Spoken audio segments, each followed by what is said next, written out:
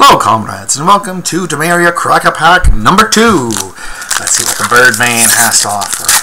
Or it could be bird woman, I don't know. Alright, first up, we have Befuddle, which is 2 colors and a blue instant. Target creature gets -4, -0 until end of turn. Draw a card. I like it a lot better than the 1 mana creature gets -5 until end of turn, because it replaces itself. But I'm still going to give this a D. I don't think there's going to be a lot of times you want to play this card. It like fogs a single creature. It doesn't help your creature win combat. It helps your creature not lose combat. The only reason this may sneak into my deck is because of the text draw card. Alright, Skirk Prospector. It's a 1 mana, 1/1 goblin. And you can sacrifice a goblin to add a red. Well, this is a great constructed card. It is not a limited card. Again, this is getting like a D just because it's a dude. D stands for dude, and that's what this guy is. Alright, next up is Stronghold Confessor. It's a 1 black mana 1/1 with Menace, but it has a kicker of 3, and if it was kicked, it enters the battlefield with 2 +1/+1 counters on it. This, I believe you're going to kick this most of the time. I would not play this on turn 1. A 1/1 Menace doesn't do enough. But a 3/3 Menace for 4 is quite playable. It's a C. You'll put this boy in your deck if you want to, and if you don't worry about it. Alright, Pierce the Sky, because we couldn't reprint Plummet.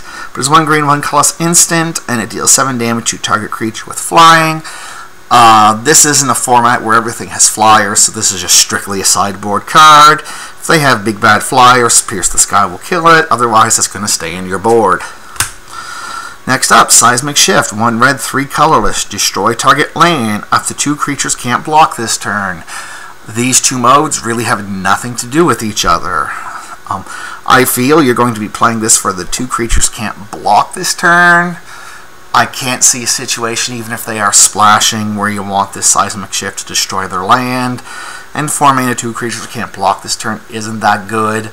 I'm going to give this an F. You probably want to leave it out of your deck. Next up is Valactic Servant. It is 2 mana for 2 cost mana for a 1/3. At the beginning of your end step, untap target artifact creature.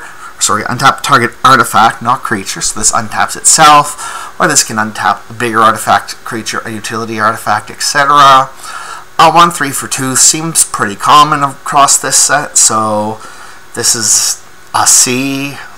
If you have a heavy historic theme or you really need an artifact for historic, it might go up to C+, but pretty interchangeable overall. Alright, here's what we're picking so far. Eviscerate. 1 black, 3 colorless sorcery, and it just says destroy target creature. This is your B to your B-. You're not going to see many eviscerates, and you're probably going to play all of them you have. It's what I am first picking out of this pack so far. Alright, next up, Paradox Wanderer. I'm sorry. It's 6 colorless mana for a 5/5 with trample. That's it. It counts for historic things. With all the legends kicking around in this set, I think you can do a lot better than 5/5 for 6. If it sneaks into your deck, it's fine, but this is like a D. Like, D for dude, he sneaks into your deck, but you really don't want to play him. Next up, Sapling Migration. It's a sorcery for green and colorless. You create 2 1/1 green saplings, or you can kick the spell for 4, and if it was kicked, create 4 of those instead. Green, white, go wide is one of the themes that I see in here. 2 1/1s is fine against the plethora of 1/3s. It's not that good. You can't tack into them, but this is probably a C+. You're going to play this in your green decks. You're going to be happy with it.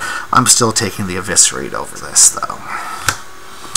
Next up is Jousting Lance. It is 2 colorless mana for an equipment. Equipped creature gets +2/+0, and as long as it's your turn, creature has first strike, and it has an equip 3. This is like a C+ in aggressive decks. It's probably like your, 22nd, 23rd card in aggressive decks, but it'll come in. You don't really want it in defensive decks, so it's probably like a D in defensive decks, but this will see play in some of your aggressive decks, and you'll be happy with it. Alright, Song of Feralise. It's an enchantment saga. 1 green, 1 colorless, and how these works is the first turn you play it, and then after your draw step, you put a counter on it. After 3 counters, it goes away. So the first 2 modes are the Rights mode, where creatures you control get tapped, add 1 mana of any color, and then the third mode is put a +1/+1 counter on each creature you control. Those creatures gain Vigilance, Trample, and Indestructible until end of turn. I don't think this is great for splashing. What it's meant to do is to power out creatures and then put +1/+1 counters on them. This is the card you really want with it.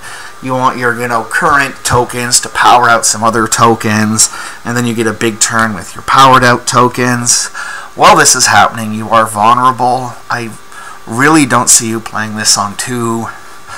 Overall, it's really hard to judge this. We haven't seen enough of it, but I suspect in the tokens deck it's going to be like a C+, B-, and in the other decks you're not going to want to play this.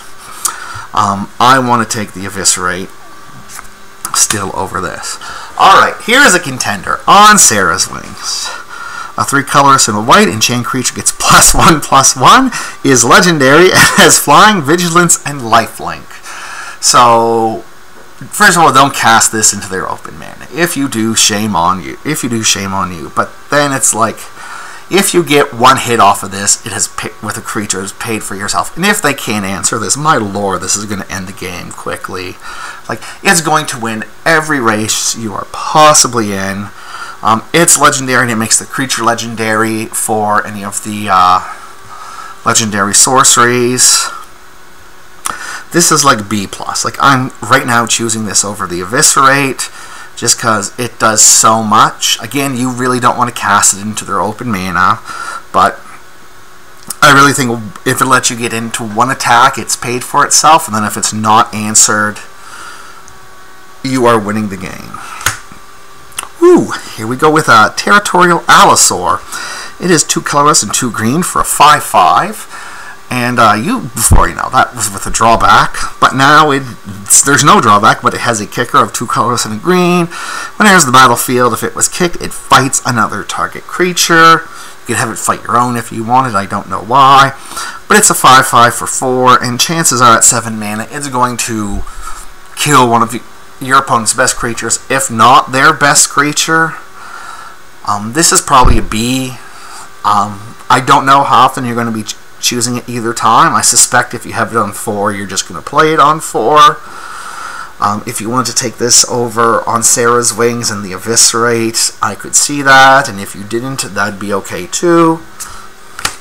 Alright, and here is Yargal, Glutton of Urborg. It's a legendary creature, Frog Spirit, that's right. 4 colorless and a black for a 9/3. This is one of the very few high power, low toughness creatures. If you could give evasion to it, would be good. And he trades, like, your opponent is going to trade 3 power worth of creatures for Yargal, which means if you had combat tricks, Yargal gets slightly better.